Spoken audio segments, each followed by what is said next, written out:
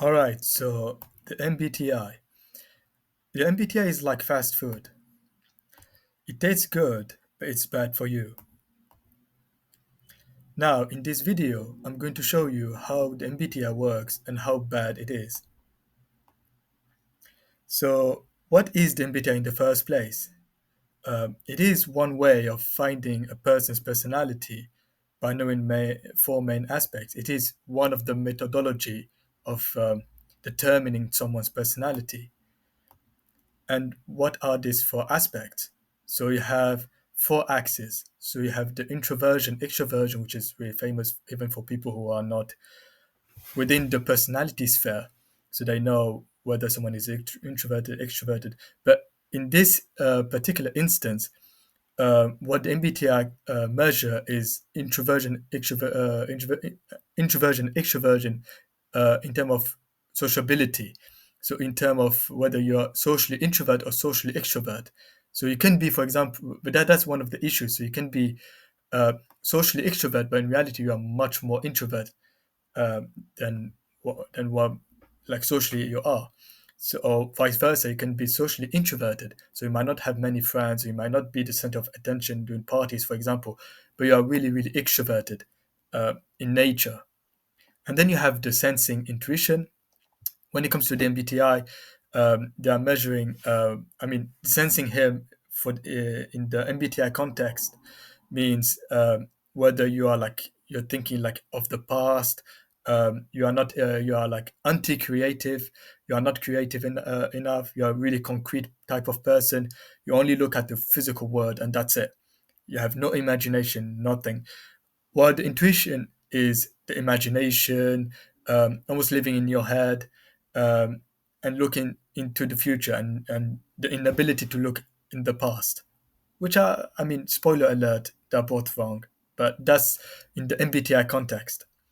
And then the feeling and thinking is pretty much obvious in term of MBTI. Feeling is someone who make decisions based on heart, and thinking, making decision based on mind or based on logic, for example. And the judging and perceiving, in the lens of MBTI, judging means someone who is organized, and perceiving is someone who is spontaneous or chaotic, which is again not true. Spoiler alert, but we're gonna see that later on in the video. But to know your personality, your MBTI, you have to um, answer some questions. Within the test, you see like on the website for the 16 personalities, you have questions like, do you regularly make new friends?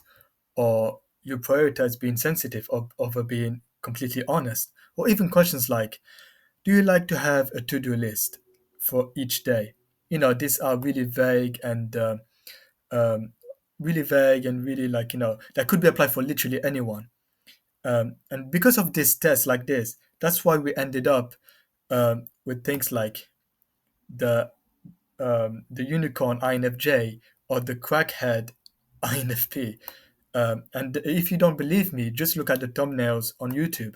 I mean, it is pretty much, when you just hang out around YouTube, you pretty much know, the INFP is special, the INFJ is special, especially the INFJ, because the INFJ is supposed to be extremely rare, extremely like, a lot of people shouldn't be INFJ, only like maximum like 1.5% of the whole population.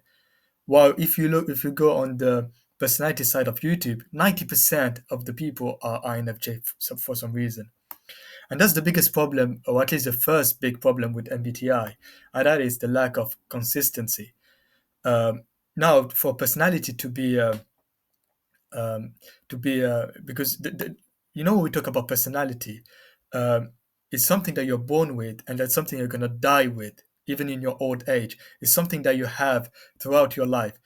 It's a set of characteristics that you have from your childhood, and you still have even your like when you're like 90 years old. But when a test or like a methodology show no consistency, then there's no validity to say that it measure your personality. So just to give you an example, so here's my MBTI history, my personal MBTI history. So initially, when I did the test in 2016, I did the test. It was in my grandparents' house. I remember they had like internet connection. I was using the computer back then, and then somehow I don't know how I ended up on the website for the test of personality. I think I was like having an identity crisis. I was like 14, 15 at the time, and then I ended up on the website. I did the test, and the first type I got was ISFJ. I got ISFJ, and I was like, yeah, that's pretty much correct with who I am. But then over time, when I started to learn more about MBTI and look at more and more videos, I wasn't really satisfied with ISFJ. It didn't feel like it was really me. So when I took the test with a little bit of bias, of course, I ended up INFJ. And that's how I myself become a INFJ unicorn. But then for let's say 4 years, that's the type I had for the longest of time, or at least I perceived myself with this type for the longest time. Because around 2021, 2022 is a time where I went to uni. I became more confident because back before that I was really shy. I was someone, even though I was extroverted, but I was extremely shy. So I wouldn't take initiatives in social contexts. That's why I said before it measures whether you're extroverted or introverted in the social context, not generally speaking. Because I was really shy back then, but after I almost like broke that ceiling, that window, that glass that holding me from becoming more extroverted. And I stopped being shy, and it became my normal self, if you want. And then I was like, all right, I couldn't be an INFJ because I'm not introverted, so I must be an ENFJ. But then for a long time, I thought I was an ENFJ for let's say 3 months when I was at uni. Then I took a test. I think it wasn't like I wanted to take a test. It was a uni. They had like another type of test, but it was literally the same methodology, basically another website, basically. And I got somehow INFP. I was like, hold on, this doesn't look right. I cannot be a crackhead INFP. Of course, these are jokes, but you get the meaning. But then when I took more, thought more about myself, about my personality, then I was like, no, I must be an ENFP, not an INFP. And plus, I wasn't really organized, so I was like maybe not judging per se, and the P fitted more with my personality. But then, uh, over time, I thought I might be an INTJ because I'm not like this butterfly ENFP or INFP. I'm more like serious type of guy, so I must be an INTJ. Plus, I'm not really creative. I mean, I am creative, but I'm not artistic. So I thought maybe I'm INTJ. But then over time, again, I'm extroverted, I'm sporting, so I must be an ESTP.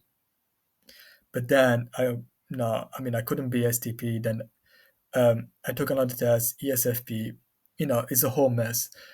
So at the end of the day, you cannot know your personality with the 16 personality test or the MBTI test because it's not consistent, and that's lead us to the second problem, which is the binary choices, because that's the thing with MBTI. So instead of looking at deeper who you are and how your personality into the complexity of your personality, because you are not inherently only one thing. You are not absolute extrovert or absolute introvert.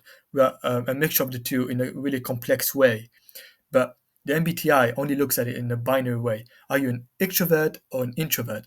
Are you an sensing person or an intuitive person? Are you a thinking or feeling? Are you judging or perceiving? And nothing like, there's no nuance around personality, because we know personality is much more complex than that.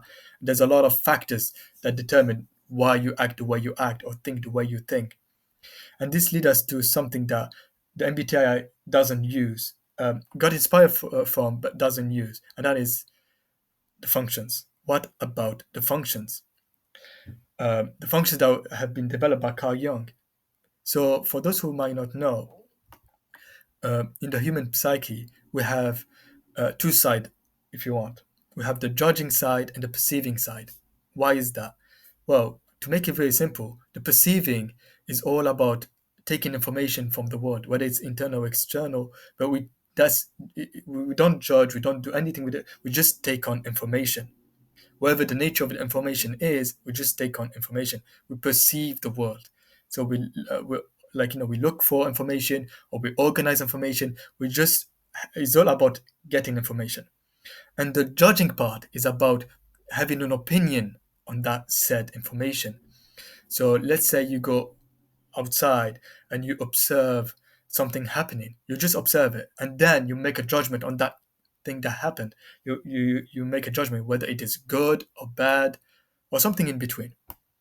And but the thing is, with perceiving and judging, we all have an internal way of using it and an external way of using it.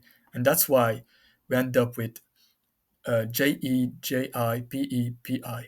And the thing with the human psyche, we have all four of them. All this is not really a function, but a nature of function, if you want. So we have the JE nature, we have the JI, PE, and PI. We all have them in different orders, but the four exist in our psyche. And now, because the JE, if you want the judging and the perceiving have different nature, if you want, of judging. There's no one type of judging. There's of course the feeling and thinking, and for perceiving we have the sensing and intuition, and these automatically will give us 8 functions.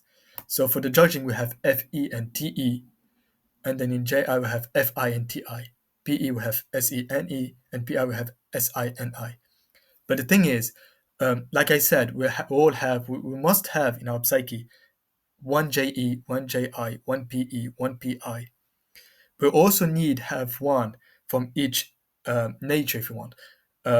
So we need to have one from F, so FE or FI, one from the T, so TE or TI, one from the S, so SE or SI, and one from the N, NE or NI. And automatically, because we cannot have both, let's say for example with JE, we couldn't have FE or TE at the same time, and we cannot have FE and FI at the same time. So automatically FE will be paired with TI, and same thing with TE with FI, or SE with NI, or NE with SI. So that's what we got. So these functions work in pair in our psyche. So if someone have TE, for example, automatically that person will have FI, because that person, it is impossible for that person to have TI or FE. Now there's a debate whether we have all 8 functions, some like in our conscious level and some in our subconscious, or like in the shadow level if you want. And some people believe that no, we only have 4, we cannot have 8. There's 2 school of thought, but regardless, the MBTI doesn't recognize this, and it is completely useless in the MBTI. So what I've talked now for like the past 5 or 6 minutes in the MBTI is completely useless, because for them it's just, are you an introvert or extrovert? Are you a feeling or thinking? Are you a sensing or intuition? Are you a J or a P? Which is a complete wrong way of using the the functions or the Carl Jung theories. But let's be clear. So when I talk about the MBTI, I'm referring to the binary use of the letters. So now, are you an I or an E? Are you an S or an N? Are you an F or T? Are you a J or a P? That's why I am criticizing. I am not criticizing, of course, the functions, which I'm praising. And of course, there's like a difference with when it comes to the naming. So when it comes to the naming, the MBTI naming, when we talk about INFJ, ENFP, ESTP, ISTP, ISFJ, all of this came from the MBTI. And the naming of a type this way is okay. The problem is the methodology of the MBTI. So you can say, for example, that let's say, for example, you're an INFJ. So when you say, for example, or you refer to the INFJ type, uh, you need to refer to the functions. So what that you have NI, FE, TI, and SE. That's the correct way.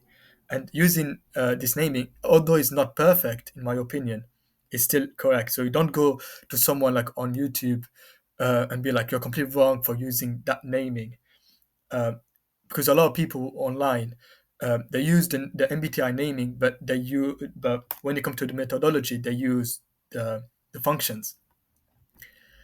But what's actually wrong with the naming is you say for a type that it is INFJ to refer to the introversion, intuition, feeling, and judging. The MBTI methodology in itself.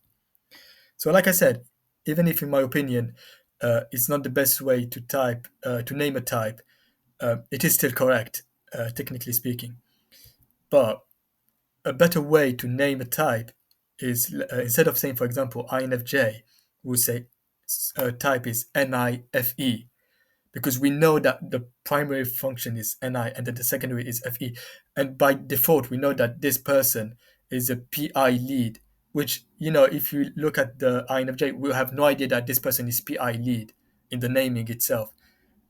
Same thing with ISTP. So because it's TI, so a TI is a GI function, so judging introvert function. But in the naming, there's no judging. The J doesn't exist at all. So that's why, in my opinion, this is a better way to name a type. But either way, they're all acceptable. So now, why is the MBTI also a problem, in my opinion? And that is commercialization. So if you don't know, the MBTI, the whole MBTI is a whole industry actually. There's a lot of money into it. So when you just look at the website, they always try to sell you something, a service, a book, details about types, which are wrong, and the way they type people is also wrong. I might do another video later on about certain personalities mistyped according to this, um, methodology. But the fact is, a lot of companies, for example, on LinkedIn, they use the MBTI. In HR, for example, there are also like a lot of companies they use the MBTI to recruit people, even though it is completely wrong. Wrong ethically, of course, because there's no one personality better than other, more fit for a job than other. Um, but it's also wrong because the MBTI doesn't give you your true personality. So you could score a certain personality when in reality you are the complete opposite of that personality, and you don't get a job because of that, or vice versa, for example. And that's something you can see on LinkedIn, or on social media, for example, on YouTube. People say like, "I am an MBTI practitioner. I am an expert in MBTI," um, even though they might not know about the nuance of the MBTI in the first place. And this is, I mean, I'm not criticizing the people who are like calling themselves like practitioner. I'm criticizing the company itself, or like the websites who popularize this use of MBTI, and even like the first creators, um, Myers and Briggs, who did the this. Well, actually, in the first place, was a a basic test on a newspaper developed in the 1920s.